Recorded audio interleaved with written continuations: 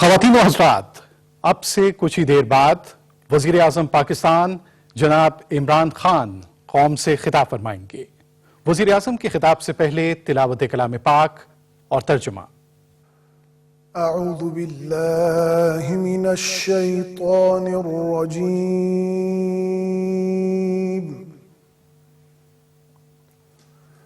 بسم اللہ الرحمن الرحیم۔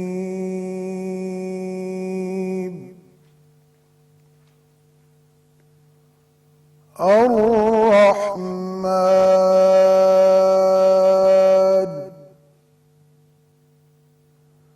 علم القرآن،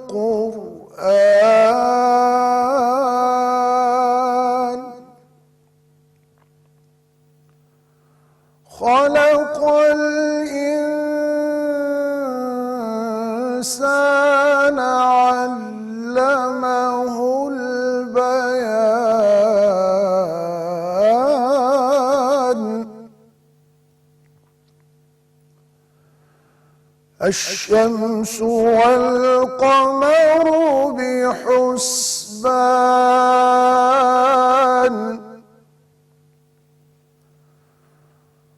والنجم والشجر يسجدان، والسماء رفعها ووضع الميزان،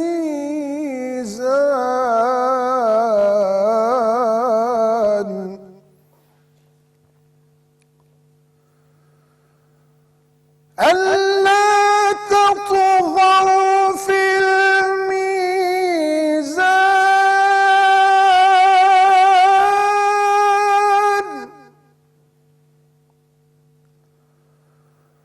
وأقيموا الوزن بالقسط ولا تخسروا الميزان، والأرض وضعها للأنام، فيها فاكهة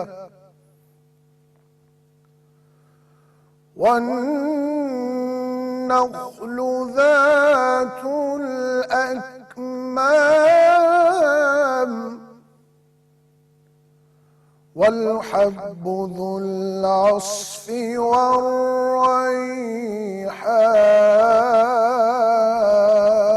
والريحان، فيها فاكهة والنخل ذات الأكمام،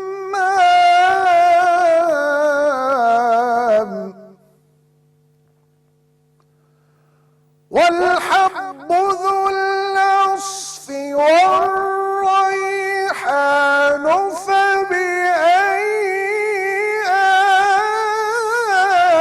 آلاء ربكما تكذبان، فبأي آلاء ربكما تكذبان،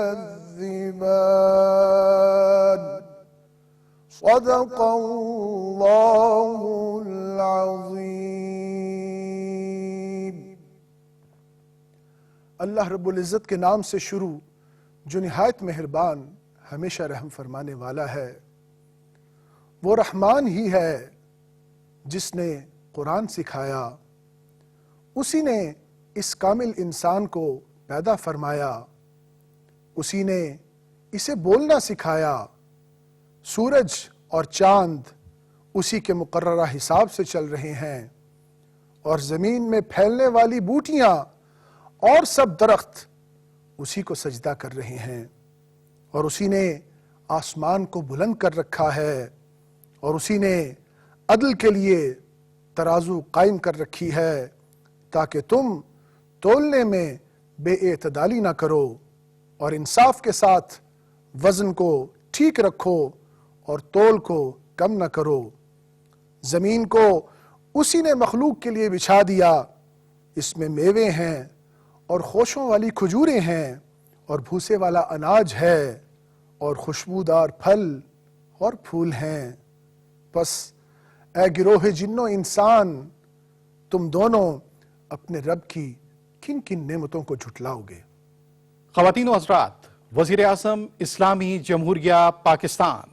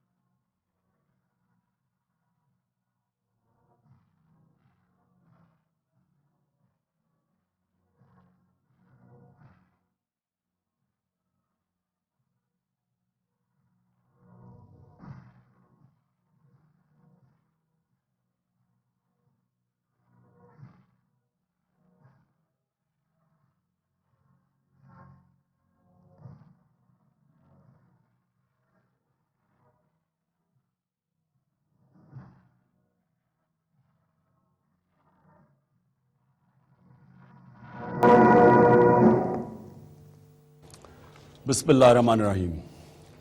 ایاک نعبد و ایاک نستعین۔ میں آج سب سے پہلے سارے اپنے کارکنوں کا شکریہ ادا کرنا چاہتا ہوں جو 22 سال پہلے جو میرے ساتھ شروع ہوئے تھے اس تحریک میں، اس جہاد میں۔ یہ اصل میں دو قسم کی سیاست ہیں، ایک انسان کرتا ہے ایک کریئر بنانے کے لیے، اور دوسرا جو کہ میرے رول ماڈل قائد اعظم محمد علی جناح وہ ایک مشن کے لیے پالیٹکس کرتے ہیں، جو کہ ہمارے نبی صلی اللہ علیہ وسلم نے مدینہ کی ریاست میں آ کے ایک مشن کے طور پہ ایک دنیا کی تاریخ میں انقلاب لے کے آئے۔ تو میں کبھی بھی اس کو ایک کریئر نہیں سمجھتا تھا، ایک پروفیشن نہیں سمجھتا تھا۔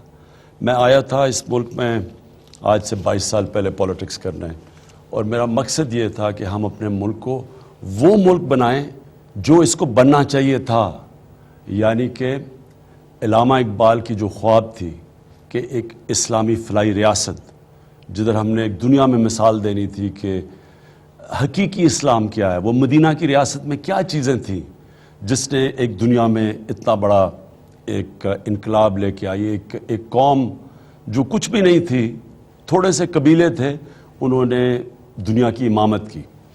تو میں آج ان ساتھیوں کو یاد کر رہا ہوں، خاص طور پہ دو جو میرے ساتھ شروع ہوئے تھے۔ ایک احسن رشید جنہوں نے آج سے 22 سال پہلے میرے ساتھ شروع ہوئے تھے اور وہ کینسر کی جنگ ہار گئے اور وہ آج ہمارے ساتھ نہیں ہیں، اور دوسری سلونی بخاری، وہ بھی شروع میں ہمارے ساتھ چلی تھی اسی مشن پہ، اور وہ آج ہمارے ساتھ نہیں ہیں، تو میں ان کو خاص یاد کر رہا ہوں۔ لیکن میں ان سارے کارکنوں کو آج سلام پیش کرتا ہوں اور خراج تحسین پیش کرتا ہوں، جو بڑے مشکل وقت پہ میرے ساتھ چلے، جن کا گھروں میں مذاق اڑا کرتا تھا، لوگ ان کا مذاق اڑاتے تھے کہ کس ٹانگے پارٹی کے ساتھ آپ لگے ہوئے ہیں۔ تو میں آج سب کا آپ کا شکریہ ادا کرتا ہوں کہ آپ کے بغیر میں یہاں نہیں پہنچ سکتا تھا۔ اچھا، میں سب سے پہلے آپ کے سامنے، اپنی قوم کے سامنے یہ رکھنا چاہتا ہوں کہ آج ہم کدھر ہیں، پھر میں آپ کو بتاؤں گا کہ ہم آج کدھر ہیں، کن مسئلے مسائل پہ ہیں، ہمارے اوپر کس طرح کے چیلنجز ہیں، اور پھر انشاءاللہ میں آپ کو بتاؤں گا ان کا حل کیا ہے۔ تو سب سے پہلے یہ سمجھ جائیں کہ پاکستان کی تاریخ میں کبھی بھی اتنے مشکل معاشی حالات نہیں تھے جو آج ہے۔ آج پاکستان کا جو قرضہ ہے وہ 28,000 ارب روپے کا ہے۔ آج سے 10 سال پہلے پاکستان کا قرضہ 6,000 ارب روپیہ تھا. یعنی 60 سال کی تاریخ میں جو ہمارا ٹوٹل قرضہ تھا وہ 6,000 ارب روپیہ تھا. یہ گیا 2013 میں 6,000 سے 15,000 ارب, اور 2013 میں 15,000 ارب سے آج پہنچ گیا 28,000 ارب. یعنی اتنا زیادہ قرضہ جو پاکستان کے اوپر چڑھا ہوا ہے, یہ آپ یہ سوچ لیں کہ ہماری ساری تاریخ کا جو قرضہ تھا اور جو پچھلے 10 سال میں قرضہ چڑھا ہے, یہ بھی ایک ایسی چیز ہے کہ انشاءاللہ آپ کے سامنے ہم لے کے آئیں گے کہ یہ کدھر گیا پیسہ. یہ اگر اتنا زیادہ قرضہ چڑھا تو ہم نے کیا کیا اس پیسے سے. تو انشاءاللہ یہ تو بعد کی بات ہے. جو آپ کو دوسری چیز سمجھنی چاہیے وہ یہ کہ آج ہمارے حالات یہ ہیں کہ ہم جو قرضوں کے اوپر ہم سود دے رہے ہیں, اس سود کو دینے کے لیے ہمیں قرضے لینے پڑتے ہیں. یعنی قرضے اتارنے کے لیے نہیں, قرضوں کے اوپر, سود کے اوپر آج ہم قرضے لے رہے ہیں. جو آخری سال تھا پیپلز پارٹی کی حکومت کا, ان کا جو سالانہ بیرون ملک کا قرضہ تھا وہ تھا $2 ارب. یہ پچھلے 1 سال میں ہر مہینے ہمیں $2 ارب کا قرضہ لینا پڑ رہا ہے. جب پیپلز پارٹی کی گورنمنٹ گئی 2013 میں تو $60 ارب ہمارا بیرونی ملک کا قرضہ تھا. آج $95 ارب ہے. اور یہ ہے اصل ملک کا مسئلہ کہ ہمارے بیرون ملک کے قرضے اتنے زیادہ بڑھ گئے ہیں کہ آج ہمارا جو روپے کے اوپر پریشر ہے وہ سارا ہے ہی اس وجہ سے کہ ہمارے بیرون ملک کے قرضے اتنی تیزی سے بڑھے اور ادھر پہنچ گئے ہیں کہ آج ہمیں مشکل سب سے زیادہ پڑی ہوئی ہے کہ ان کا ہم کیسے یہ واپس کریں. میں اس کے اوپر بھی آؤں گا ابھی کہ یہ ہم نے یہ کیسے حل کرنا ہے. گھبرانے کی بات نہیں ہے, میں آپ کو انشاءاللہ اس کا حل بتاؤں گا. لیکن میں دوسری چیز جو آپ کو بتانا چاہتا ہوں وہ یہ کہ ایک طرف قرضے چڑھے ہوئے ہیں, ایک طرف پاکستان کی ہیومن ڈیولپمنٹ انڈیکس, یعنی کہ جو ایک معاشرہ اپنے انسانوں کے اوپر خرچ کرتا ہے اور انسانوں کے جو حالات ہیں وہ میں آپ کو بتانا چاہتا ہوں. یہ یونائٹڈ نیشنز UNDP کی رپورٹ ہے. یعنی یہ عمران خان نہیں کہہ رہا, یہ UNDP کی رپورٹ ہے. اس کے مطابق ہمارے پاکستان کے اندر دنیا میں ہم وہ 5 ملکوں میں سے ہیں جو سب سے زیادہ ہمارے بچے 5 سال کی عمر سے کم مرتے ہیں گندا پانی پینے کی بیماریوں سے. یہ دنیا میں ہم 5 ان ملکوں میں ہیں جدھر سب سے زیادہ بچے مرتے ہیں. ان 5 ملکوں میں پاکستان ہے جدھر سب سے زیادہ ہماری عورتیں ڈیلیوری کے وقت مرتی ہیں. دنیا میں یہ ہم ٹاپ 5 ملکوں میں سے ہیں. ہم بدقسمتی سے ان دنیا کے ملکوں میں سے ہیں جدھر سب سے زیادہ ایک بیماری ہے, اور یہ سب سے افسوسناک چیز ہے. اس کو کہتے ہیں سٹنٹڈ گروتھ. سٹنٹڈ گروتھ کا مطلب یہ کہ جو بچے ہیں ان کو جب خوراک پوری نہیں ملتی, ان کو نیوٹریشن پوری نہیں ملتی, تو وہ نہ ان کے ذہن پوری طرح, ان کا دماغ پوری طرح بڑھتا ہے اور نہ وہ قد پہ پہنچتے ہیں. میں آج یہ لوگوں کو بتاتا رہا ہوں, لوگوں کو سمجھ نہیں آتی. تو یہ میں آج آپ کو ایک پکچر دکھا رہا ہوں.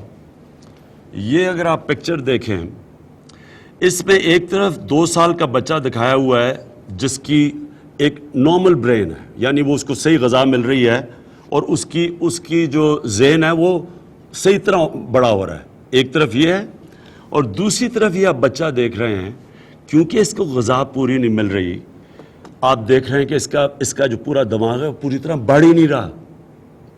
اور یہ ہم 45% پاکستان کے بچوں کی بات کر رہے ہیں. یعنی تقریباً ہر دوسرا پاکستانی بچہ, کیونکہ ہم ان کو پوری غذا نہیں دے رہے ہیں, ان کو نیوٹریشن پوری نہیں مل رہی, ان کا وہ زندگی کی ریس ہے اس میں شروع سے ہی پیچھے رہ گئے ہیں. وہ مقابلہ ہی نہیں کر سکتے, وہ 21ویں صدی میں آگے ہی نہیں جا سکتے. ان کے ماں باپ کے اوپر سوچے کیا گزرتی ہوگی وہ جب اپنے بچوں کا حال دیکھتے ہوگے. تو یہ میں صرف آپ کو اس لیے بتا رہا ہوں کہ آپ کو پتہ ہونا چاہیے آج ہم کدھر کھڑے ہیں, اور انشاءاللہ ہم یہ کیسے اپنا راستہ بدلیں گے. ہمارے پاس 2 راستے ہیں. ایک راستے پہ جدھر ہم چلے آ رہے ہیں اور ہم یہاں پہنچ گئے ہیں, ایک مقروض قوم، پیسہ ہی نہیں، اپنے بچوں کے اوپر خرچ کرنے کے لیے پیسہ نہیں، اپنے غریب لوگوں کو اوپر اٹھانے کے لیے پیسہ نہیں، اپنے کسانوں کو مدد کرنے کے لیے پیسہ نہیں، ہم بچوں کو، اپنے لوگوں کو صاف پینے کا پانی نہیں دے سکتے، ہم روزگار نہیں دے سکتے، قرضے چڑھتے جا رہے ہیں۔ اور دوسری طرف ایک اور راستہ ہے، وہ میں ابھی آپ کو بتاؤں گا کہ وہ دوسرا راستہ کون سا ہے اور وہ ہم کیسے جائیں گے اس کے اوپر۔ جو اور ہمارے لیے شرمناک چیز وہ یہ ہے کہ پاکستان میں جو ہماری صاحب اقتدار ہیں، جو رولنگ ایلیٹ ہے، ایک طرف آپ یہ دیکھ رہے ہیں حالات، اور دوسری طرف جو ہماری رولنگ ایلیٹ ہے اس کا رہن سہن آپ کو میں بتانے لگا ہوں کہ ان کا رہن سہن کیا ہے۔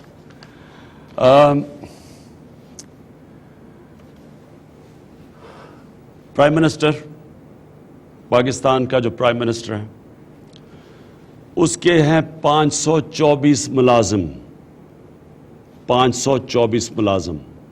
ایک ملک ایک طرف مقروض ہے، دوسری طرف دیکھیں اس کے پرائم منسٹر یعنی میں 80 گاڑیاں ہیں، 33 بلٹ پروف گاڑیاں ہیں۔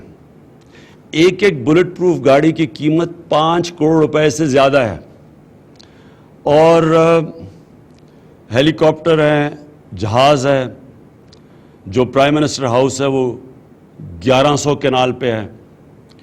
پھر ہمارے گورنر ہاؤسز ہیں، ان کے اوپر کروڑوں روپے کا سالانہ یہ قوم خرچ کرتی ہے۔ پھر ہمارے ریسٹ ہاؤسز ہیں، پھر ہمارے چیف منسٹر ہاؤسز ہیں، جتنی ان کی گاڑیاں ہیں، جتنے ہمارے سیکٹریز گورنمنٹ میں 2 3 کئیوں کی گاڑیاں ہیں، ہمارے ڈی سیز، ہمارے کمشنرز بڑے بڑے گھروں میں رہتے ہیں، کتنے کنال کے۔ ایک طرف ایک قوم مقروض ہے جو اپنے لوگوں کے اوپر پیسہ نہیں خرچ کر سکتی، دوسری طرف ایک صاحب اقتدار اس ملک میں ایسے رہتے ہیں، وہ بالکل ویسے رہتے ہیں جب انگریزوں نے آ کے اس ملک پہ حکومت کی تھی، اور انہوں نے حکمرانوں کی طرح یہ بڑے بڑے گورنر ہاؤسز بنائے تھے کیونکہ ہم غلام تھے۔ ہم جب آزاد ہوئے ہم بھی ویسے ہی رہتے ہیں، ہمیں کوئی فکر نہیں ہے کہ اس ملک میں ہم لوگوں کی کچھ بنیادی ضروریات پوری نہیں کر سکتے، لیکن ہمارا رہن سہن دیکھیں۔ آپ صرف یہ دیکھیں کہ پچھلے پرائم منسٹر نے بیرون ملک دوروں پہ کتنا خرچ کیا ہے۔ کوئی 65 کروڑ روپیہ ایک پرائم منسٹر دورے پہ خرچ کرتا ہے، دوروں پہ۔ یہ کیا کرنے جاتے ہیں باہر؟ مجھے کوئی یہ بتائے کہ 65 کروڑ روپیہ آپ دوروں پہ خرچ کرتے ہیں، یہ کدھر جاتا ہے پیسہ؟ اسپیکر نیشنل اسمبلی، ان کا بجٹ تھا 16 کروڑ روپیہ، اور سنا انہوں نے 8 کروڑ روپیہ دوروں پہ خرچ کیا ہے۔ یہ کیا کرتے ہیں وہ جا کے؟ وہ کوئی ملک فتح کرنے جا رہے ہیں، وہ کیا کرنے جاتے ہیں وہاں؟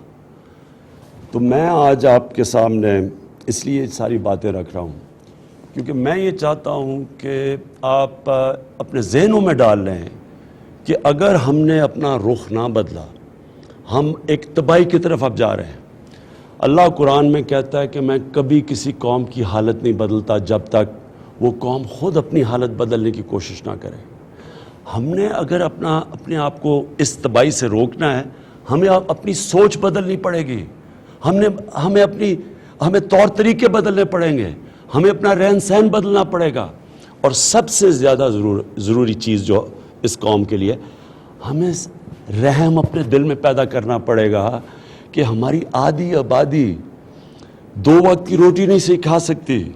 یہ اپنے ذہنوں میں ڈال لیں۔ 45% پاکستان کے بچے، ان کو یہ بیماری ہے کیونکہ ہم ان کو کھانا نہیں دے سکتے صحیح طرح۔ ہمیں اپنے دل میں یہ پیدا کرنا پڑے گا کہ جب تک ہم نے اپنی سوچ نہیں بدلی، اور ہم نے یہ نہیں سوچا کہ ان لوگوں کا کیا بنے گا جن کو ہمارا 2.25 کروڑ بچہ سکولوں سے باہر ہے، 2.25 کروڑ بچے سکولوں میں نہیں پڑھ رہے، ان کا کیا بنے گا؟ یعنی اگر یہ آبادی بڑھتی گئی جس طرح بڑھ رہی ہے، ہم اگر ان کو تعلیم بھی نہیں دیں گے، ظاہر ہے تعلیم نہیں دیں گے تو روزگار تو نہیں ملنے لگا لوگوں کو۔ اگر یہ ملک اسی طرح جاتا رہا، پانی کا آگے کون مسئلہ حل کرے گا؟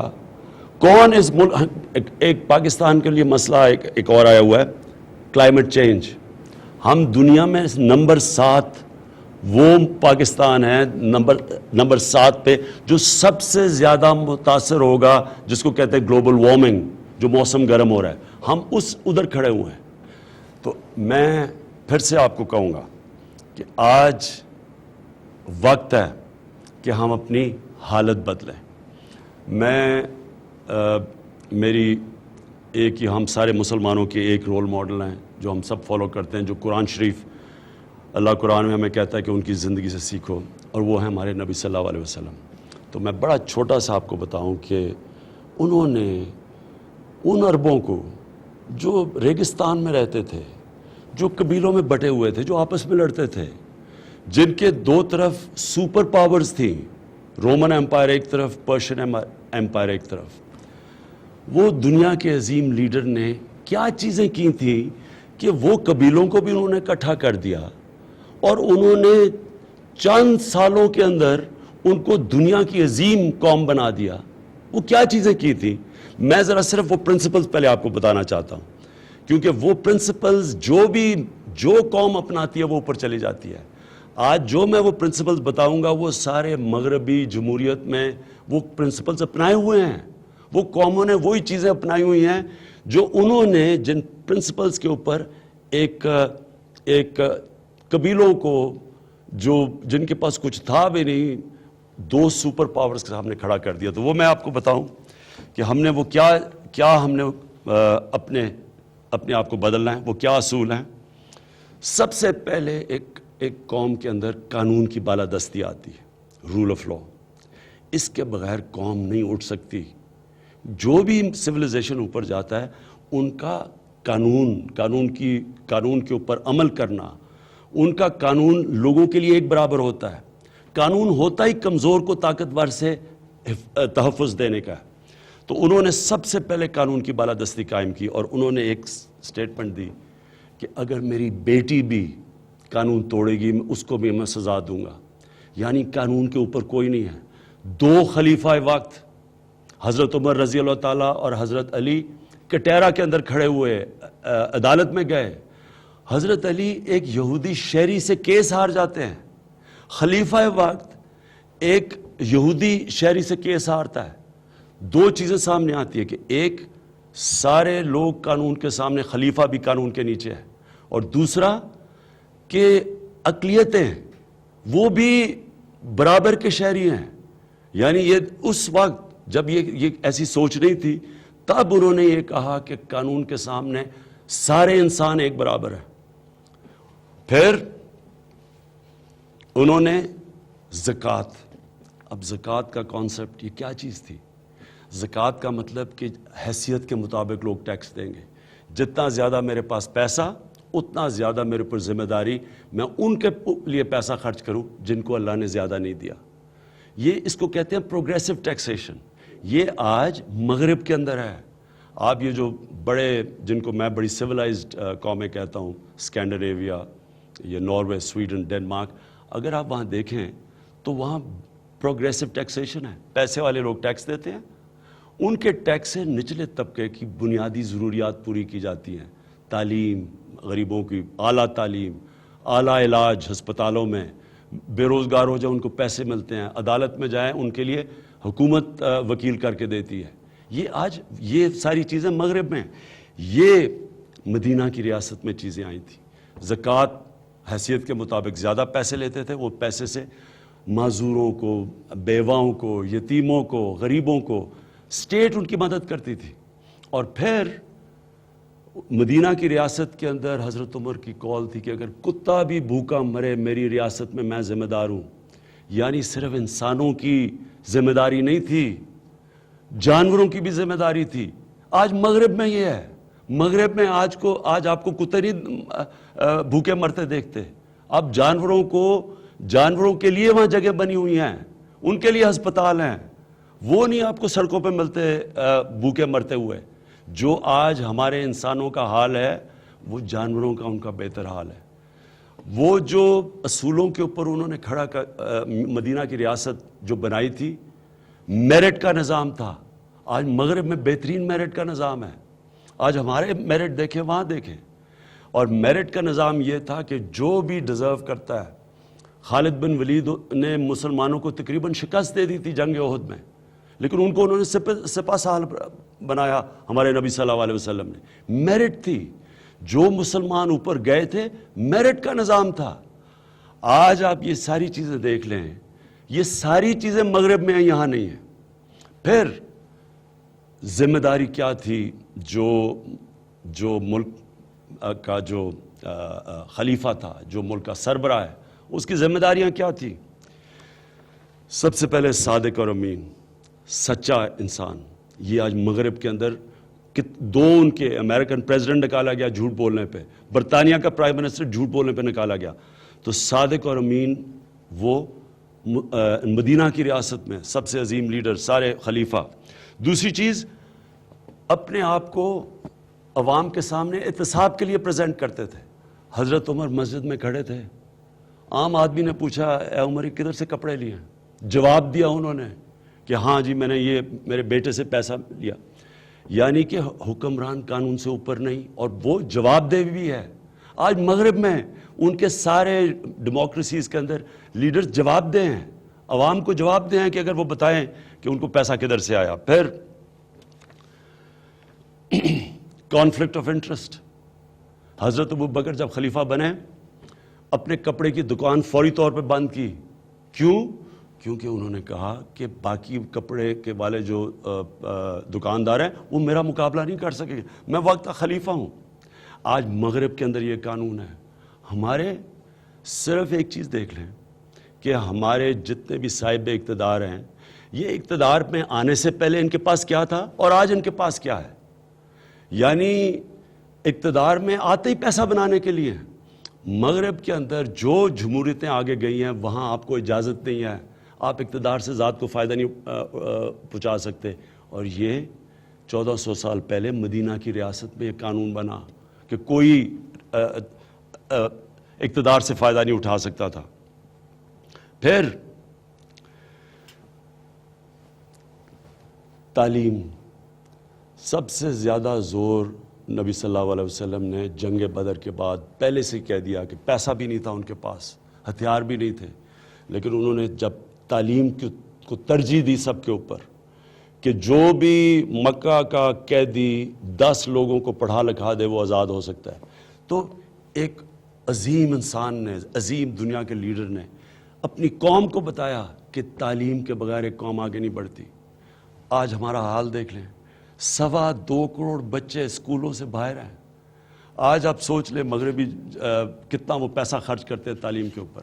تو جو پرنسپلز مدینہ کی ریاست میں بنائے گئے تھے وہ پرنسپل آج مغرب میں ہیں, اور ہم ایک بھی چیز نہیں اس کے اوپر چل رہے. تو یہ جو آج میں نے آپ کو شروع میں, آپ نے گھبرانا نہیں ہے. آپ کو یہ جو میں نے چیزیں بتائی کہ ہمارے حالات کتنے برے ہیں, یہ حالات اس لیے برے ہیں کہ ہم کوئی بھی اس اصول پہ نہیں چل رہا ہے جس کے لیے یہ ملک بنا تھا. یہ ملک اس لیے نہیں بنا تھا کہ وہاں جناب ہندو یہاں پیسے والے تھے تو وہ جا کے تب پاکستانی پیسے والے آ گئے, مسلمان پیسے والے آ گئے. اس لیے نہیں یہ ملک بنا تھا. یہ ملک بنا تھا جو علامہ اقبال, جو میں سمجھتا ہوں کہ پچھلے 500 سال میں سب سے عظیم مسلمان ذہن تھا, انہوں نے یہ ایک خواب تھا کہ ہم ایک ان اصولوں کے اوپر کھڑا کریں گے ایک ملک کو جس کے اوپر نبی صلی اللہ علیہ وسلم مدینہ کی ریاست بنائی تھی. اب میں آپ کو بتاتا ہوں کہ ہم نے اب کرنا کیا ہے. اور میں آپ کو یہ بھی بتا دوں کہ میری زندگی گزری ایسی ہے کہ ساری زندگی میرے لوگ کہتے تھے کہ یہ بھی نہیں ہو سکتا, کرکٹر نہیں بھی بن سکتے, کپتان نہیں بن سکتے, تیز بولر نہیں بن سکتے, ہسپتال نہیں بن سکتا, پھر دیہات میں پرائیویٹ سیکٹر یونیورسٹی نہیں بنا سکتا, پھر 2 پارٹی سسٹم میں تیسری پارٹی نہیں آ سکتی. یہ ساری زندگی میں سنتا رہا ہوں. میں ساری زندگی ایک چیز سیکھی ہے, مقابلہ کرنا.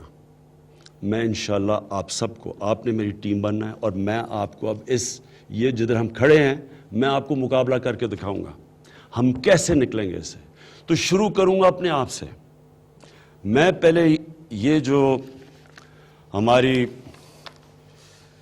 524 ملازم ہیں, میں ایک تو پرائم منسٹر ہاؤس میں نے آپ کو بتایا میں نہیں رہا، میں نے ایک جو ملٹری سیکٹری کا باہر پرائم منسٹر ہاؤس کے باہر جگہ ہے ان کا گھر ہے، اس میں رہ رہا ہوں، 3 بیڈ روم کا وہ گھر ہے، 2 ملازم رکھوں گا اور یہ 2 گاڑیاں رکھوں گا۔ وہ 2 گاڑیاں اس لیے رکھوں گا کہ وہ اس لیے کہہ رہے ہیں کہ سیکیورٹی کا ایشو ہے۔ اصل میں اپنے گھر میں رہنا چاہتا تھا، میں یہ بھی پیسہ نہیں خرچ کرنا چاہتا تھا، لیکن کیونکہ ہماری ایجنسیز نے بتایا کہ میری جان کو خطرہ ہے اور مجھے سیکیورٹی کی ضرورت ہے، اس لیے میں یہاں رہ رہا ہوں، نہیں تو میں آرام سے بنی گالا میں رہ سکتا تھا تاکہ کوئی بھی خرچہ نہ ہو۔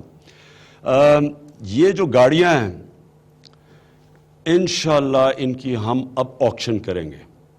میں بڑے بڑے بزنس مین کو دعوت دوں گا کہ وہ آئیں اور یہ جو ہماری بلٹ پروف گاڑیاں جو باہر سے منگوائی ہوئی ہیں مہنگی مہنگی، ان سب کی ہم آکشن کروائیں گے۔ یہ سارا پیسہ ہم انشاءاللہ پاکستان کی ٹریجری میں ڈالیں گے۔ اس کے علاوہ میری جو سوچ ہے کہ ہم سارے گورنر ہاؤسز، ہم جو چیف منسٹر ہاؤسز ہیں، 2 جگہ ہمارے چیف منسٹر ہیں، ہم ان کو سب میں سادگی لے کے اب آئیں گے، خرچے اپنے کم کریں گے، ہم آپ کو آگاہ رکھیں گے کہ ہم کتنے اپنے خرچے کم کر رہے ہیں، ہم آپ کو بتائیں گے کہ پہلے کیا خرچے تھے اب کیا ہیں۔ یہ گورنر ہاؤسز میں کوئی ہمارا گورنر نہیں رہے گا، ان سارے گورنر ہاؤسز کے لیے ہم نے ایک کمیٹی بنائی ہے۔ یہ کمیٹی ہے دانشوروں کی، اس میں ہر قسم کے ایکسپرٹس بیٹھے ہیں، یہ میٹ کرے گی ابھی کمیٹی انشاءاللہ جب ہماری کیبنٹ میٹنگ کل سے شروع ہوگی، یہ کمیٹی میٹنگ بلاؤں گا۔ یہ فیصلہ کریں گے کہ ان بڑے ہم نے ان کے لیے کیا کرنا ہے جس سے عوام کو فائدہ ہو۔ پرائم منسٹر ہاؤس کا میری جو سوچ ہے وہ میں آپ کو بتا دوں کہ ایک اعلیٰ قسم کی یونیورسٹی بنائیں گے جو ریسرچ کرے گی، جس میں ریسرچ ہوگی اور جس میں دنیا سے ہم بڑے اسکالرز کو بلائیں گے، ایک ٹاپ کلاس پاکستان میں یونیورسٹی بنائیں گے، ایک ایلیٹ یونیورسٹی بنائیں گے۔ یہ بڑی زبردست جگہ ہے اور یونیورسٹی کے لیے ہونی بھی اچھی سی جگہ ہے۔ تو ایک تو میرا یہ سوچ ہے، باقیوں کا ہم انشاءاللہ آپ کو بتاتے رہیں گے کہ ہم ان کے لیے کیا کریں گے۔ ایک ہم پوری اب ٹاسک فورس بنائیں گے، ڈاکٹر عشرت حسین کے نیچے یہ ٹاسک فورس بنے گی اور اس کا کام ہی ہوگا کہ ہم اس ملک میں خرچے کم کریں۔ ہر ڈپارٹمنٹ بائی بیوروکریسی کے اندر ہر جگہ جدھر خرچے اتنے بڑے ہوئے ہیں اور عوام کا پیسہ خرچ ہو رہا ہے شاہانہ رہن سہن میں، ہر جگہ اب ہم نے خرچے کم کروانے اور لوگوں کو یہ احساس دلوانا ہے، اور میں آپ کو بھی چاہتا ہوں کہ آپ کو یہ احساس ہونا چاہیے کہ ہم نے یہ جو بھی پیسہ ہم اپنے اوپر خرچ کرتے ہیں، ہم ان کا پیسہ لیتے ہیں جو بیچارے 2 وقت کی روٹی نہیں کھا سکتے، جو ہمیں بچوں کو پڑھا نہیں سکتے۔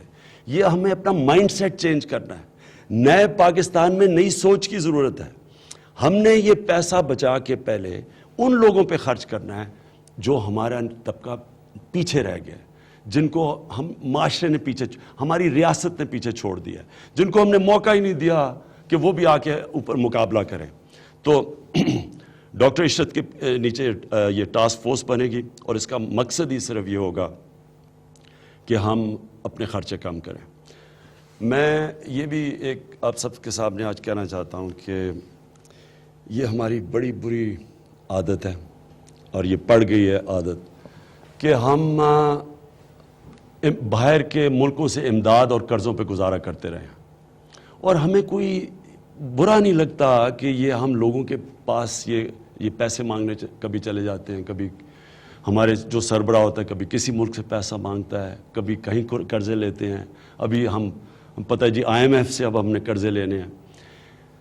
دیکھیں کوئی ملک بھی ترقی ایسے نہیں کرتا، کوئی ملک جو کھڑا ہوتا ہے وہ اپنے پیر پہ کھڑا ہوتا ہے۔ قرضہ ہوتا ہے ایک چھوٹے سے وقت کے لیے، ایک مشکل وقت آتا ہے، مثلا جرمنی اور جاپان تباہ ہو گئے دوسری جنگ عظیم میں، انہوں نے قرضہ لیا ایک پیریڈ کے لیے، اس کے بعد وہ قوم اپنے پیر پہ کھڑی ہو گئی۔ ہمیں اپنے پیر پہ کھڑا ہونا ہے۔ ہم یہ ایسے جیسے ہم گزارا کرتے آئے ہیں اب تک ہم نہیں کر سکتے، اب ویسے اگلے قرضہ دینے کے لیے تیار نہیں ہے، اور جو قرضہ بھی دیں گے، دیکھیں جو قرضہ دیتا ہے نا وہ پھر آپ کی آزادی لے جاتا ہے، آپ کی عزت چلی جاتی ہے۔ اب آپ کو کتنا برا لگے گا پتہ نہیں آپ کو برا لگے گا نہیں، مجھے کتنا برا لگے گا کہ میں باہر جا کے لوگوں سے پیسے مانگوں، کہ کبھی کسی ملک میں جا رہا ہوں پیسے مانگنے، کہ کبھی کسی ملک پہ جا رہا ہوں.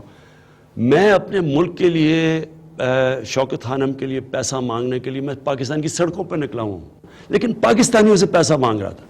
لیکن اگر مجھے کوئی کہے کہ کسی باہر والے ملک سے جا کے پیسہ مانگو، مجھے بھی شرم آئے گی. اور آپ کے لیے کتنا برا ہوگا کہ جب ایک ملک کا سربراہ پیسے مانگتا ہے تو سارے ملک کی عزت چلی جاتی ہے.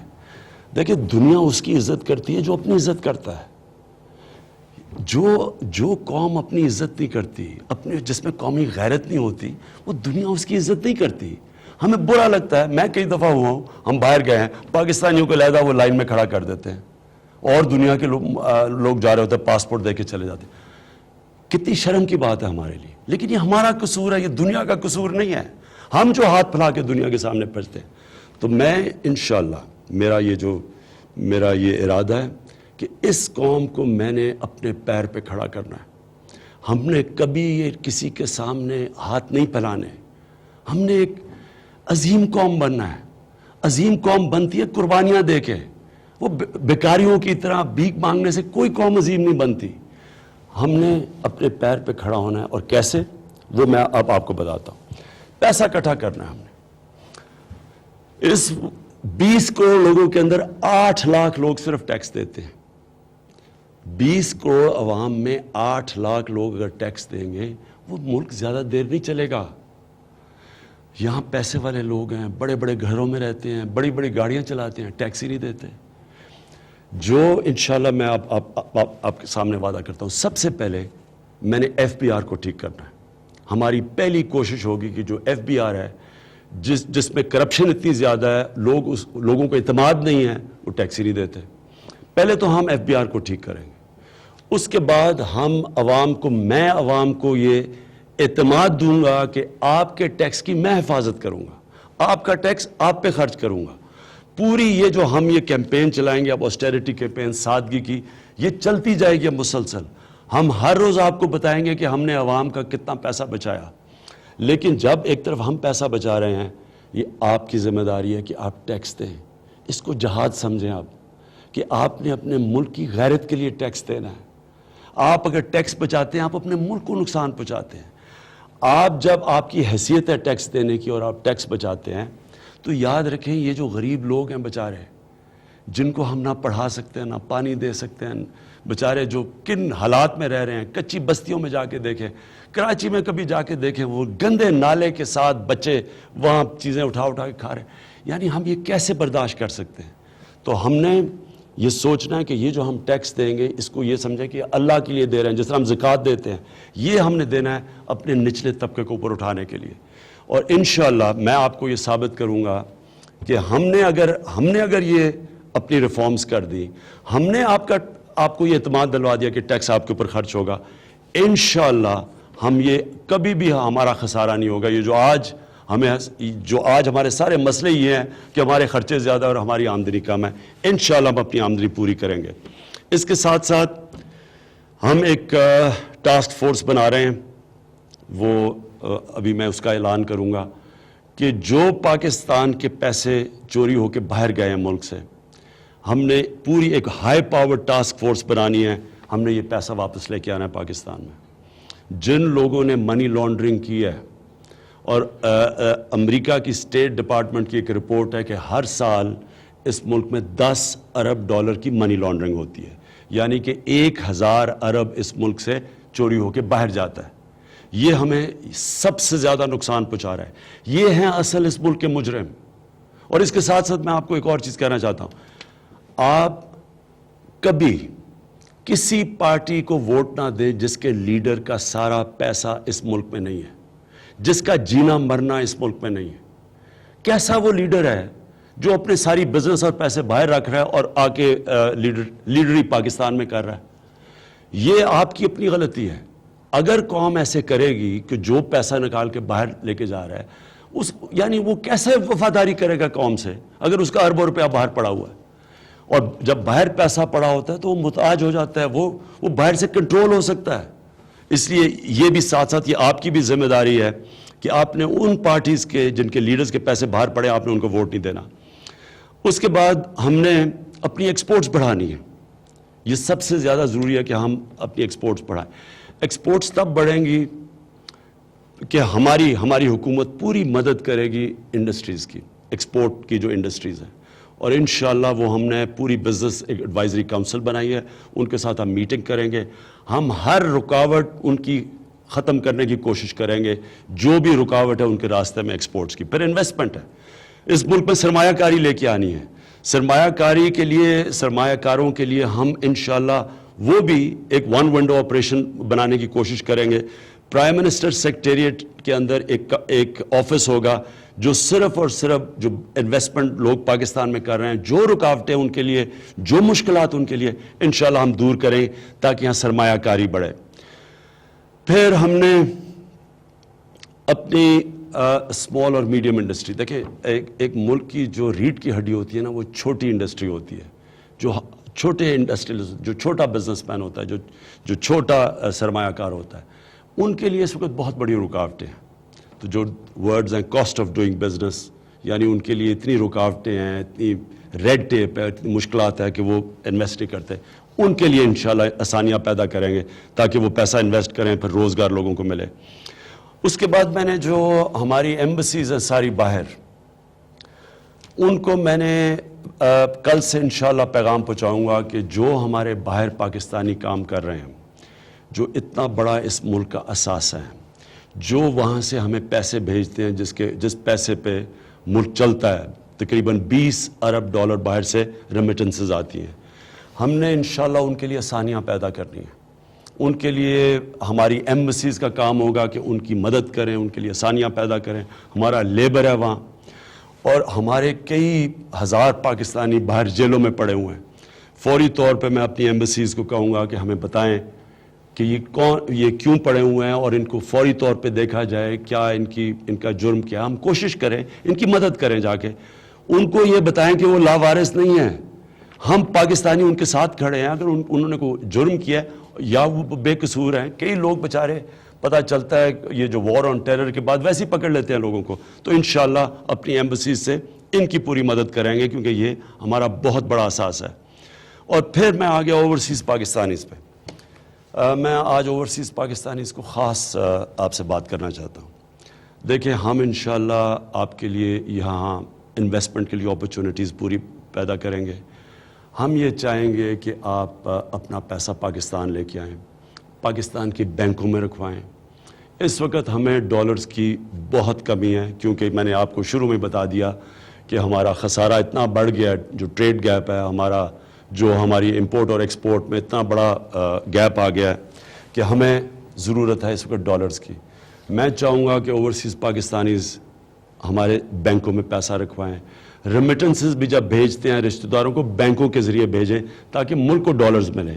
یہ ہمارا جو ایک مشکل وقت ہے, اس مشکل سے یہ مشکل وقت گزارنے کے لیے میں اپنے اوورسیز پاکستانیز کو خاص کہوں گا کہ آپ اس ملک میں ہماری مدد کریں. اس وقت تو ہمیں آپ کی مدد کی ضرورت ہے. اس کے بعد کرپشن, یہ تیسرا بہت بڑا ایشو ہے. کرپشن کے اوپر ہم نے پورا اب زور لگانا ہے.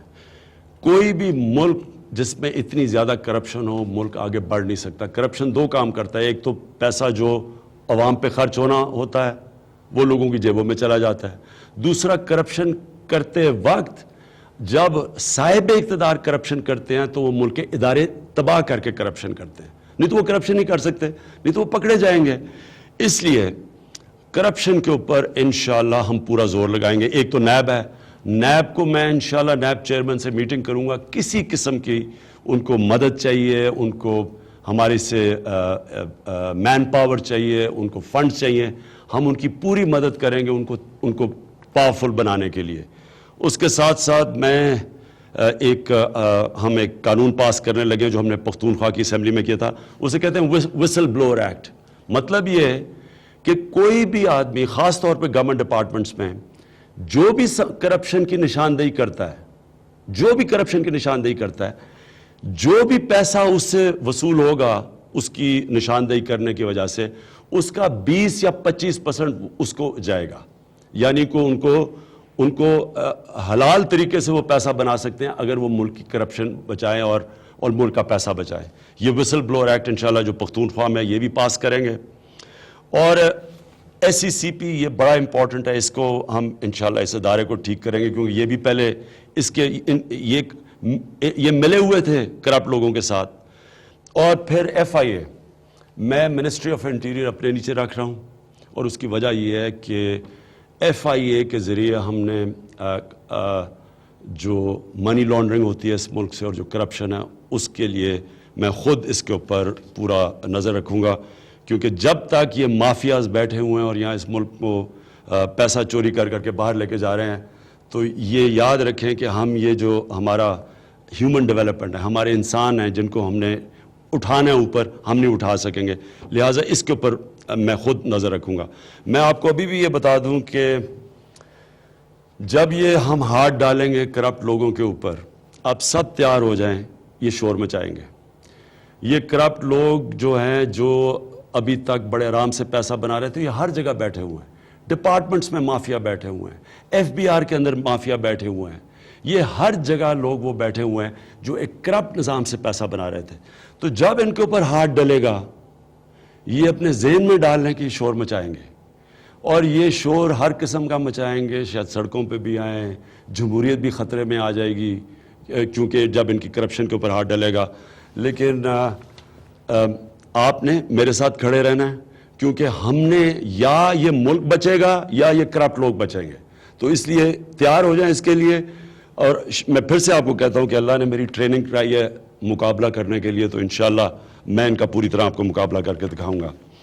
پھر ہم نے سب سے زیادہ چیز عام لوگوں کے لیے, ہم نے انصاف کا نظام ٹھیک کرنا ہے. میں نے چیف جسٹس کے ساتھ ہم نے میٹنگ کرنی ہے. ہم نے یہ جو عدلیہ عدالتوں میں جو لوگ سالوں کیسز چلتے ہیں, نیچے مسئلے ہیں, کچہریوں میں مسئلے ہیں لوگوں کے, عام آدمی کو مصیبت ہے, زمین کے کیسز ہیں, کئی سال چلتے ہیں, لوگ بیچارے اگلے جہان میں چلے جاتے ہیں لیکن زمین کے کیس حل نہیں ہوتے. ہم نے چیف جسٹس صاحب کے ساتھ بیٹھ کے بات کرنی ہے, جو ہم نے پختونخوا میں کیا تھا. وہاں بھی ہم نے پشاور ہائی کورٹ کے چیف جسٹس کے ساتھ بیٹھ کے ایک سول پروسیجر کوڈ میں امینڈمنٹ کی تھی. 1 سال کے اندر سارے کیسز, سول کیسز کا ہم نے فیصلہ کیا تھا ہوگا. اور وہ ہمارے ساتھ عدلیہ بھی تھی, انہوں نے بھی ہمارے ساتھ پوری طرح تعاون کیا. اور اب ہم انشاءاللہ نیشنل لیول کے اوپر یہ کریں گے کہ کیسز 1 سال سے زیادہ کیسز کو نہیں جانا چاہیے. ہم ساروں کو مل کے ہم اپنے عوام کے لیے, یعنی ہم یہ عوام سے یہ ظلم نہیں کر سکتے کہ جرم ہوتا ہے اور سزا نہیں ملتی. تو انشاءاللہ ایک ایسا نظام لائیں گے کہ 1 سال کے اندر کیس کا حل ہو. اور میں چیف جسٹس صاحب سے آج یہ خاص ریکویسٹ کرنا چاہتا ہوں کہ کئی بیواں ہیں, انہوں نے مجھے اپروچ کیا ہوا ہے. وہ بیچاری, ان کی زمینوں کے اوپر قبضے ہوئے ہیں, زمینوں کے کیسز ہیں, وہ بیچاری رل گئی ہیں, سالوں بیچارے گزر گئی ہیں اور ان کے کیسز کے حل نہیں ہوتے. تو میں چیف جسٹس سے ریکویسٹ کروں گا کم از کم جو بیواں ہیں ان کے پلیز کیسز حل کریں آپ, جو کہ زمینوں کے کیسز ہیں, اور یہ بیچاری ان کے لیے بہت مشکلوں کا سامنا کرنا پڑ رہا ہے. میں آپ کو صرف ایک واقعہ بتانا چاہتا ہوں. جب میں شروع کی پولیٹکس تو مجھے ایک خاتون نے اپنے خون سے خط لکھا اور اس نے کہا کہ میں اور میری بیٹی ہم پولیس اسٹیشن جاتے ہیں, میرے ہسبینڈ کو کسی نے قتل کر دیا, ہم وہ قتل کا کیس کے لیے FIR کے پیچھے پولیس تھانے جاتے ہیں. وہاں وہ پولیس والے جان کے ہمارا کیس ڈیلے کرتے رہتے ہیں, ہمیں بار بار جانا پڑتا ہے اور ہمیں بری نظر سے دیکھتے ہیں.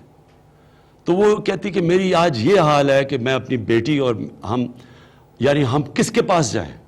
تو میں انشاءاللہ میں آج سب کے سامنے آج وعدہ کرتا ہوں کہ یہ میرا عزم ہے کہ یہ جو ہمارا کمزور طبقہ ہے جن سے ظلم ہوتا ہے, یہ جو ہماری بیواں ہیں, ہمارے جو بیچارے غریب طبقہ ہے, جیلوں میں جب جیل میں تھا صرف غریب لوگ ہی نظر آتے ہیں, اور جیلوں میں بھی میں آج یہ کہنا چاہتا ہوں کہ انشاءاللہ ہم اپنے وکیلوں کے گروپس وکیلوں کو بھیجیں گے جیلوں کے اندر. کم از کم جا کے دیکھیں جیل کے اندر جو پڑے ہوئے ہیں لوگ, ان سے دیکھیں تو صحیح کہ کیا ان کے مسئلے مسائل ہیں. کئی بیچارے فیس نہیں دے سکتے, جیلوں میں بیچارے پڑے ہوئے ہیں اور برے حالات میں رہ رہے ہیں, اور کئیوں کا صرف جرم ہے ان کی غربت. تو ہم نے ایک وہ بھی کرنا ہے, اور پھر پولیس کا ہم نے نظام ٹھیک کرنا ہے. پہلے مجھے کے پی کی بڑی خوشی ہے کہ کے پی کے اندر ایک بہت بڑی تبدیلی آئی ہے پولیس میں, اور میں بڑا شکر گزار ہوں کہ جس طرح کے پی کی پولیس نے ایک ایسی تبدیلی لے کے آئی کہ ہمارے الیکشن کی جیتنے کی ایک بہت بڑی وجہ یہ تھی کہ پولیس تبدیل ہو گئی. وہاں لوگوں کو اعتماد آ گیا پولیس کے اندر, وہاں جرم نیچے آ گئے, اور وہ صرف اس لیے تھا کہ ہم نے پولیس کو پروفیشنل کیا. اور ایک پولیس کے جو آئی جی تھے جنہوں نے یہ ساری ریفارمز کی, ان کا نام تھا ناصر درانی, وہ تب آئی جی تھے. اب میں نے ناصر درانی کو یہ کہا ہے, اور وہ مان گئے ہیں, کہ اب وہ پنجاب پولیس کو ٹھیک کرنے کے لیے ان کو ہم ایڈوائزری دے رہے ہیں پنجاب کی کیبنٹ کے اندر, اور ہم ان کو یہ رول دے رہے ہیں کہ پنجاب کی پولیس کو ٹھیک کریں جس طرح انہوں نے پختونخوا کی پولیس کو ٹھیک کیا تھا. کیونکہ یہ پروونشل سبجیکٹ ہے, ہم اس وقت ڈائریکٹلی انٹرفیئر نہیں کر سکتے سندھ میں, لیکن ہم پوری کوشش کریں گے سندھ گورنمنٹ کے ساتھ مل کے کہ سندھ کی پولیس کو ٹھیک کیا جائے. اور ایک پولیس کا جو بڑا ایک افسوسناک اس ملک کا مسئلہ ہے, اور یہ پھیلتی جا رہی ہے بات, کہ بچوں سے بہت زیادتی ہو رہی ہے. قصور کا ایک کیس سامنے آ گیا, لیکن وہ کیونکہ سامنے آ گیا, اور اتنے زیادہ کیسز ہیں جب آپ سنتے ہیں, لیکن ماں باپ شرم آتی ہے, وہ بیچارے بات نہیں کرتے. تو میں نے پولیس کے ساتھ ہم نے مل کے یہ جو بچوں سے زیادتی ہوتی ہے ان کے اوپر ہم نے بڑا سخت ایکشن لینا ہے. اور انشاءاللہ ہمارے جو ہیومن رائٹس کی ہم نے منسٹری بنائی ہے, اس کا اصل مقصد بھی یہ ہوگا کہ یہ جو چائلڈ ابیوز جو ہے اس کے اوپر ہم پورا زور لگائیں ختم کرنے کے لیے. چھٹا ہے جی تعلیم کا زور سب سے زیادہ لگانا ہے سرکاری اسکولوں کے اوپر. گورنمنٹ اسکولز کے اندر جب تک تعلیم ٹھیک نہیں ہوگی ہم اپنے بچوں کو پڑھا نہیں سکیں گے, ملک اوپر نہیں آ سکے گا. اکثریت ہمارے بچے گورنمنٹ اسکولوں میں جاتے ہیں. گورنمنٹ اسکولوں کا برا حال ہے, اور کیونکہ گورنمنٹ اسکولوں کا برا حال ہے تنخواہ دار لوگ اپنے بچوں کو پرائیویٹ اسکولوں میں بھیجتے ہیں, اور پرائیویٹ اسکولوں کے اندر کئی دفعہ ریگولیٹڈ فیسز نہیں ہیں, فیسز بڑھ جاتی ہیں, کتابوں کے کاسٹ بڑھ جاتے ہیں. اور مجھے پتہ ہے کہ جو ہماری تنخواہ دار طبقہ ہے وہ کس طرح کی قربانیاں دے رہا ہے اپنے بچوں کو پرائیویٹ اسکولوں میں پڑھانے کے لیے. مجھے پتا ہے کہ کئی دو نوکریاں کر رہے ہیں صرف اس لیے کہ ان کے بچے پرائیویٹ اسکول میں پڑھ جائیں. لوگ اپنی قربانی دے دیتے ہیں, لیکن وہ اپنے بچوں کی قربانی نہیں دینا چاہتے. وہ چاہتے ہیں بچے کم از کم ان کو صحیح تعلیم ملے. اس لیے سب سے زیادہ تو ہم نے زور لگانا ہے گورنمنٹ اسکولوں کی سٹینڈرڈ ٹھیک کرنا.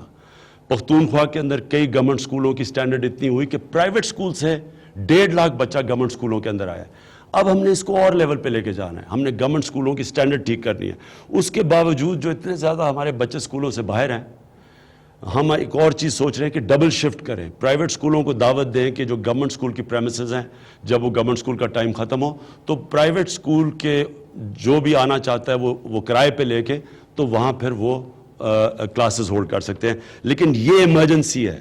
ہم نے اپنے 2.25 کروڑ بچے جو باہر پڑے ہیں, ہم نے یہ ظلم نہیں ہونے دینا اپنی قوم سے.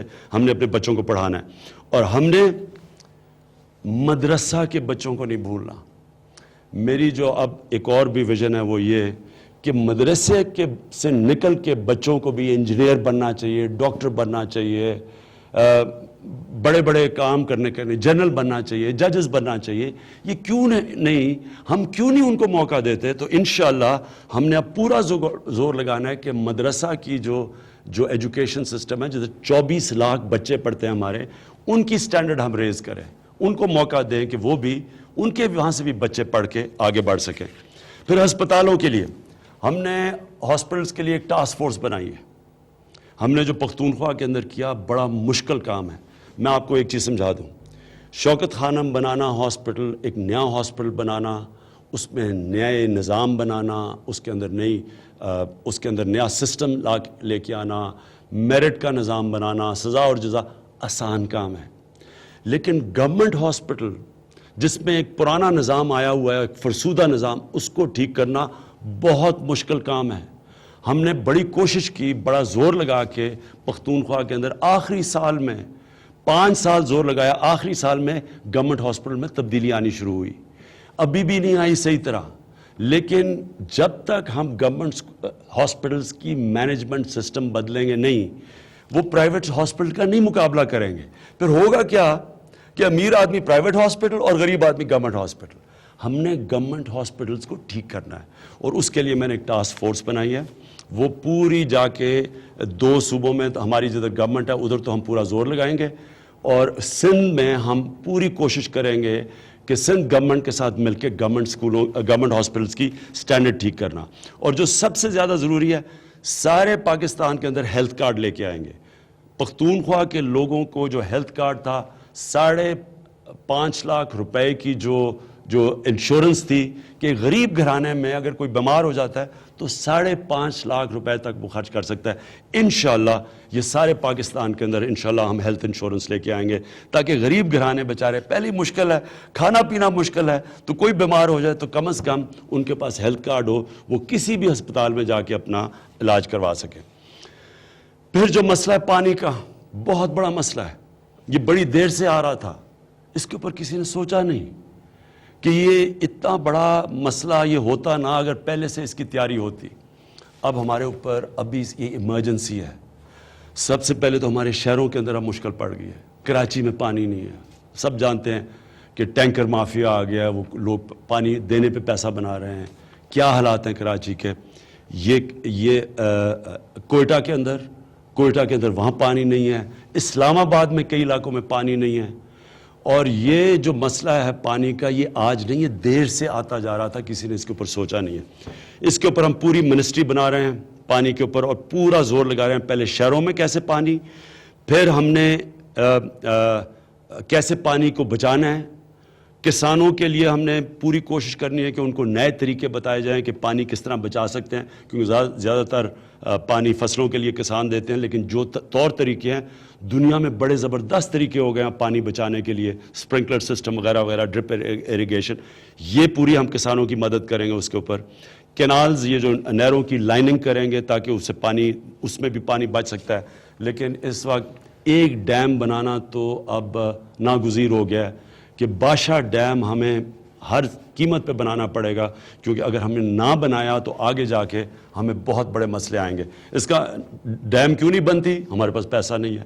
تو انشاءاللہ ڈیم کے لیے جس طرح چیف جسٹس نے بڑا زبردست انیشیٹو لیا ہے, یہ ساری قوم مل کے, بیرون ملک پاکستانیوں سے ہم مل کے پوری کوشش کریں گے کہ پیسہ اکٹھا کریں بادشاہ ڈیم بنانے کے لیے. پھر 9ویں چیز کسان. پاکستان میں اگر ہم نے سب سے تیزی سے اگر آگے بڑھنا ہے تو ہم کسانوں کی مدد کریں. کسانوں کے پاس جب تک پیسہ نہیں آئے گا وہ اپنی زمین پہ نہیں لگائیں گے, اور وہ زمین پہ نہیں لگائیں گے پیداوار نہیں بڑھے گی.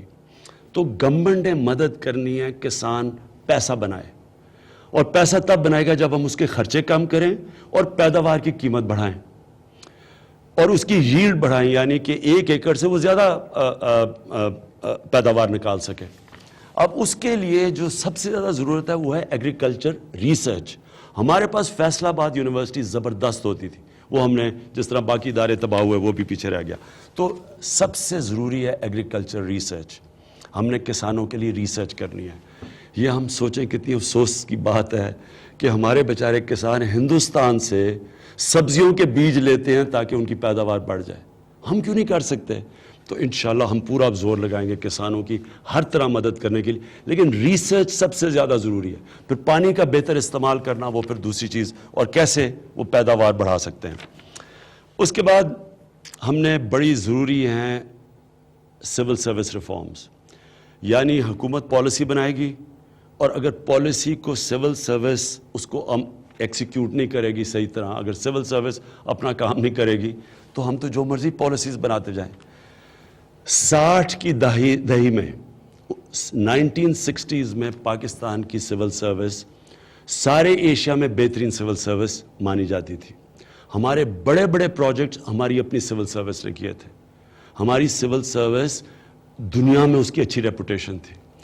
ہماری بدقسمتی, ہم نے سیاسی مداخلت سے, میرٹ ختم کر کے, پروفیشنلزم ختم کر کے آج ہماری سول سروس وہ اس معیار کی نہیں رہی.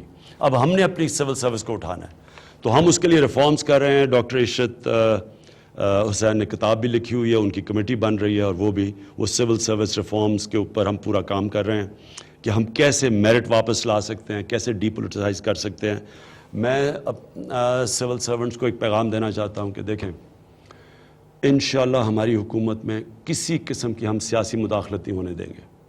آپ ڈیلیور کریں, ہم آپ کی سپورٹ کریں گے.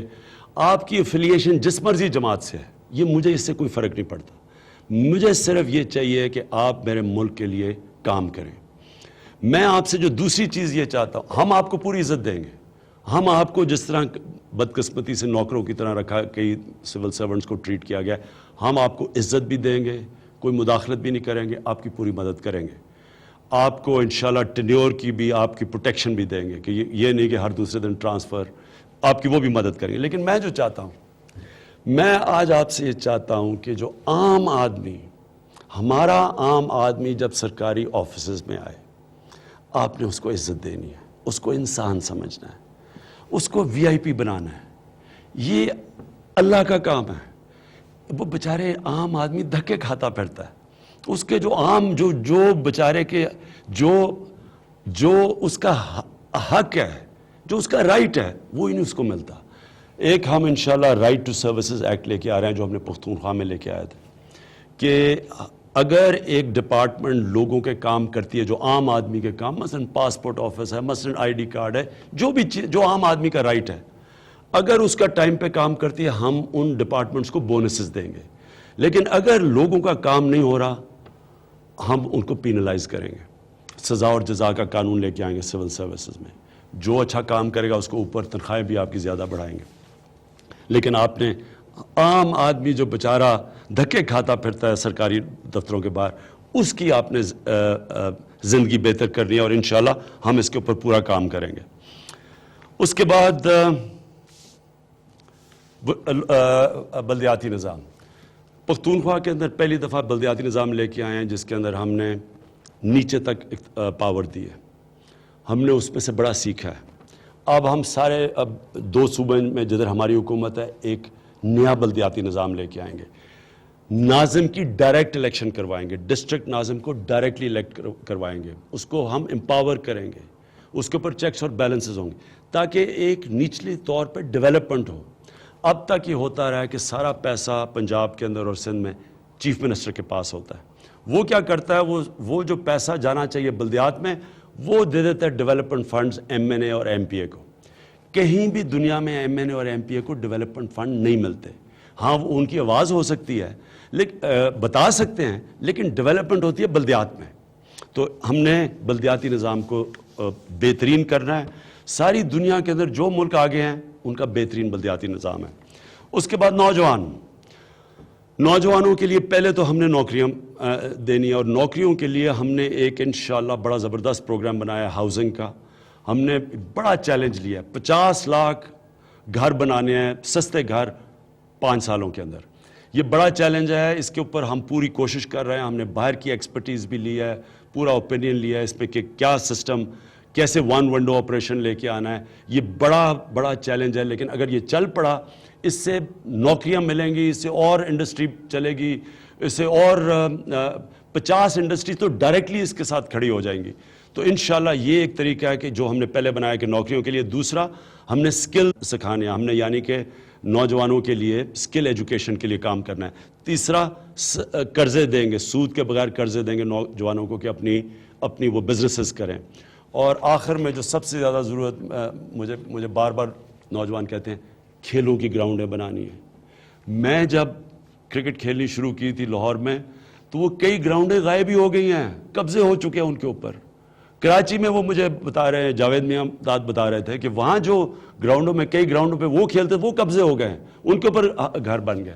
ہم نے اپنے بچوں کے لیے کھیلوں کی گراؤنڈیں بنانی ہیں, ہم نے لوگوں کے لیے پارکس بنانی ہے. اور انشاءاللہ یہ ایک پوری کیمپین آپ چلائیں گے کہ یہ حق ہے ہمارے لوگوں کا, شہریوں کا, ہماری خواتین کو نکلنے کے لیے پارکس بھی ہوں اور بچوں کے لیے کھیلوں کی گراؤنڈیں. پھر ہم نے سارے پاکستان کے اندر ایک بہت بڑی مہم شروع کرنی ہے درخت لگانے کی. ہم نے 1 ارب درخت لگائے پختونخوا میں. اب ہم نے یہ سارے جو ہم نے تجربہ سیکھا ہے سارے پاکستان میں اربوں درخت اب ہم نے لگانے ہیں. یہ ہمارے آنے والی نسلوں کے لیے ضروری ہے. ہم نے شہروں کے اندر درخت لگانے ہیں. اگر ہم نے شہروں میں درخت نہ لگائے تو یہ گرمی بڑھتی جائے گی. جس طرح کراچی کے اندر ہیٹ ویو آ گیا ہے کیونکہ وہاں کوئی درخت ہی نہیں ہے, وہاں صرف سیمنٹ کے اوپر دھوپ پڑتی ہے, گرمی بڑھ جاتی ہے, گرمی بڑھتی ہے بارشیں کم ہو جاتی ہیں. لہٰذا ہم نے یہ بہت بڑی چیز ہے کہ ہم نے ایک بڑے پیمانے کے اوپر پاکستان کو ہرا کرنا ہے. اور یہ ایک سارے ہمارے اپنے نوجوانوں کو ہم ساتھ ملائیں گے. ہمارا ایک نوجوان آبادی ہے, ان کو ہم ساتھ ملائیں گے اور انشاءاللہ ایک بڑے پیمانے پہ کیمپین کریں گے پاکستان کو ہرا کرنے کے لیے. اس کے ساتھ ساتھ ہم نے پولوشن, ہوا کی پولوشن جو کہ اس وقت لاہور میں نومبر آنے والا ہے, انتہا کی پولوشن ہے, بیماریاں ان سے پھیلتی ہیں, پتہ نہیں اسے کتنی ہمارے بچوں کو اور بوڑھوں کو کتنا افیکٹ ہوگا. تو اس لیے ایک بڑے پیمانے پہ پولوشن کے اوپر ہم نے پورا زور لگانا ہے. ہم نے منسٹر پورا رکھا ہوا ہے انوائرمنٹ کا, امین اسلم کو, اور انہوں نے پولوشن کے اوپر بھی, درخت لگانے پہ بھی. اور جو تیسری چیز ہے گندگی, حدیث ہے کہ آدھا ایمان صفائی ہے, اور ہم جتنا اپنے ملک میں گندگی پھیل گئی ہے, کراچی میں ہم نے کراچی کو بدلتے دیکھا ہے. کہاں ایک صاف ستھرا شہر اور کہاں گندگی کے اندر ہر جگہ گندگی ہے. اور پھر ہم سمندر کو بھی برباد کر رہے ہیں گند سمندر کے اندر ڈال کے. تو یہ پوری ایک کیمپین کرنی ہے. ہم نے اپنے ملک میں ہم نے دریا صاف کرنے ہیں, اپنی ہوا صاف کرنی ہے. یہ جو سارا گند پڑا ہوا ہے اس کے لیے ویسٹ ڈسپوزل کے لیے ہمیں کوئی ضرورت نہیں ہے کہ باہر سے ہم کمپنیز لے کے آئیں. ہمارے پاس اتنی زیادہ یہاں ملک میں بے روزگاری ہے, اپنے آپ کو آرگنائز کرنا ہے اور ہم نے اب اپنی صفائی شروع کرنی ہے اس ملک کی. تو یہ میرا بہت بڑا ٹارگٹ ہے کہ پاکستان انشاءاللہ 5 سال کے بعد ایسا لگے کہ جیسے آپ کسی دنیا کے یورپ کے ملک میں جاتے ہیں اور آپ کو صفائی نظر آتی ہے. اور یہ کوئی بڑی مشکل چیز نہیں ہے, اس کے لیے ارادہ چاہیے صرف. اور پھر ٹورزم, جتنا زیادہ پاکستان میں ٹورزم کا پوٹینشل ہے کسی کو اندازہ نہیں ہے. میں ان چند پاکستانیوں میں سے ہوں جو سارا پاکستان پھرا ہوں, دنیا بھی پھرا ہوں. میں آج آپ کو کہہ رہا ہوں کہ انشاءاللہ جو ہم نئے ریزورٹس کھولنے جا رہے ہیں, آپ سوئٹزرلینڈ بھی چلے جائیں تو آپ کو اتنی خوبصورتی نہیں ملے گی. انشاءاللہ ہر سال 4 نئے ہم نے ریزورٹس کھول رہے ہیں. یہ الیکشن نہ آتا تو ابھی 4 ریزورٹس کھل چکے ہوتے پختونخوا میں, لیکن ہر سال ہمارا ہے کہ 4 نئے ریزورٹس کھول رہے ہیں. ٹورزم کو ہم نے فروغ دینا ہے. ہم نے جو ابھی تک کسی نے سوچا نہیں ہے, اتنی خوبصورت ہماری سمندر کے ساتھ ساتھ بیچز ہیں, ہم کیوں نہیں ہم ان کو انشاءاللہ اب ڈیولپ کریں گے. ہماری فیملیز جائیں وہاں, کراچی میں کوئی جگہ ہی نہیں ہے جانے کے لیے, اتنی بڑی آبادی ہے. اور پھر باہر سے لوگ آئیں گے, گوادر کے پاس جائیں, اتنی خوبصورت بیچز دنیا میں نہیں ہے کہیں. تو انشاءاللہ ہم اپنی بیچز کا بھی استعمال کریں گے اور اپنے خوبصورت علاقوں کا بھی. پھر فاٹا, 3-4 چیزیں ہیں جو ہمیں, میں آپ کو بھی بتا دوں, ہمیں بڑا مشکل آنے والی ہے اور اس کے لیے بڑا ایک مضبوط عزم چاہیے, ارادہ چاہیے اس کو ٹھیک کرنے کے لیے. سب سے پہلے فاٹا کے اندر بہت برے حالات ہیں. جنگ کی وجہ سے ابھی تک وہاں تباہی ہے, وہاں نارمل حالات نہیں ہیں. تو جلدی سے جلدی ہم کوشش کریں گے کہ فاٹا اور کے پی ضاموں مرج کیا جائے اور فاٹا کے اندر ڈیولپمنٹ شروع کی جائے, اور جلدی سے جلدی لوکل گورنمنٹ الیکشن کروائیں گے تاکہ ان کے ذریعے ڈیولپمنٹ شروع کی جائے. یہ بہت بڑا ایشو ہے فاٹا کا, اور یہ بڑا ہمیں سوچ سمجھ کے کرنا پڑے گا. یہ آسان نہیں ہے لیکن اس کے علاوہ راستہ کوئی نہیں ہے. دوسری چیز بلوچستان ہمارا پیچھے رہ گیا ہے. بلوچستان کے اندر حالات برے ہیں اور انشاءاللہ ہماری حکومت اب بلوچستان میں پورا زور لگائے گی. ہم پوری کوشش کریں گے کہ جو لوگ ناراض بھی ہیں, جو ملیٹنٹس بھی بن چکے ہیں, ہم پوری کوشش کریں گے ان کو ساتھ لے کے آئیں. جو بھی ایشوز ہیں بلوچستان کے انشاءاللہ ہم حل کریں گے اور پورا زور لگائیں گے, جس میں خود پورا زور لگاؤں گا. ساؤتھ پنجاب کا جو ہم نے فیصلہ کیا کہ یہ اس کا صوبہ بنے گا, یہ بالکل بننا چاہیے. 12 کروڑ کا پنجاب ہے, ایک لاہور سے بیٹھ کے 12 کروڑ کا پنجاب کی حکومت نہیں ہو سکتی صحیح طرح. تو انشاءاللہ ہم اس کے اوپر بھی فوری طور پہ کام شروع کریں گے. اور کراچی کی میں پھر سے بات کر دوں, کراچی اگر نہیں اٹھے گا, کراچی پاکستان کا فائنینشیل کیپٹل ہے. اگر کراچی کے حالات اچھے نہیں ہوں گے پاکستان کے معاشی حالات اچھے نہیں ہوں گے. تو کراچی کے لیے ٹرانسپورٹ ہم نے کرنی ہے اور وہ انشاءاللہ ہم سندھ حکومت کے ساتھ پوری مدد کریں گے. کراچی کی پولیس جو ساری سندھ کی پولیس, لیکن کراچی میں لا اینڈ آرڈر رینجز صرف نہیں رکھ سکتے, پولیس کو ٹھیک کرنا پڑے گا. کراچی کا یہ گندگی ہے, کوڑا کرکٹ ہے, یہ اس کے لیے ہمیں صفائی کرنی پڑے گی. اور کراچی کا پانی کا بہت بڑا ایشو ہے اور اس کے لیے ہم پورے پروگرام بنا رہے ہیں, ڈیسیلیشن پلانٹ بھی اور بھی کہ ہم نے کیسے کراچی کے لوگوں کو پانی دینا ہے. ہماری نیشنل ایکشن پلان 20 پوائنٹس تھے, یہ ساری پارٹیز کا متفق فیصلہ تھا, اس کے اوپر ہم انشاءاللہ پورا کام کریں گے امپلیمنٹ کرنے کے لیے. گورنمنٹ کا کام ہے کہ جو ساری پارٹیز نے 20 پوائنٹس کا نیشنل ایکشن پلان کے اوپر ساری پارٹیز مانی ہوئی ہیں, انشاءاللہ یہ ہم پوری طرح امپلیمنٹ کریں گے, کیونکہ دہشت گردی کو ہم نے اس ملک سے ختم کرنا ہے. امن جب تک نہیں آئے گا اس ملک میں خوشحالی نہیں آ سکتی. فارن پالیسی, میرے سارے جتنے بھی پاکستان کے ہمسائے ہیں ان سب سے میری بات ہوئی ہے, ان سب نے مجھے ٹیلی فون کیا, ان کا شکریہ. انشاءاللہ ہم سارے ہمسایوں سے اپنے تعلقات بہترین کریں گے. پاکستان کو امن کی ضرورت ہے, میں پھر سے کہہ رہا ہوں, امن جب تک نہیں آتا ہم اپنے یہ جو ہمارا آدھی آبادی غربت کی لکیر یا اس سے نیچے ہے, ہم اس کو اوپر نہیں اٹھا سکتے. تو ہماری پوری کوشش ہوگی کہ ہم سارے ہمسایوں سے اپنے بہترین ریلیشن شپ کریں. جو میرا آخری پوائنٹ ہے وہ یہ کہ ہم انشاءاللہ پاکستان کو ایک فلاحی ریاست بنانا چاہتے ہیں. شروع تو ہم اس طرح کریں گے کہ جو ہمارے جو بچے سڑکوں پہ ہیں, جن کو اسٹریٹ چلڈرن کہتے ہیں, ان کے لیے ہم نے ہماری ذمہ داری ہے, یہ بچے ہمارے ہیں, ہم اگر ان کا دھیان نہیں رکھ سکتے تو اور کون رکھے گا. تو جو ہمارے اسٹریٹ چلڈرن ہیں, ہماری بیوہ عورتیں ہیں جن کے لیے برے حالات میں رہتی ہیں, اور ہمارے معذور ہیں جو ہینڈیکیپڈ ہیں, ان سب کی ہم نے ذمہ داری لینی ہے. میں یہ چاہتا ہوں, میں آخر میں صرف آپ سب سے جو اپنی قوم سے کہنا چاہتا ہوں, دیکھیں میں چاہتا ہوں کہ ہم اپنے دل میں رحم پیدا کریں. انسانوں کے اور جانوروں کے معاشرے میں فرق ہے.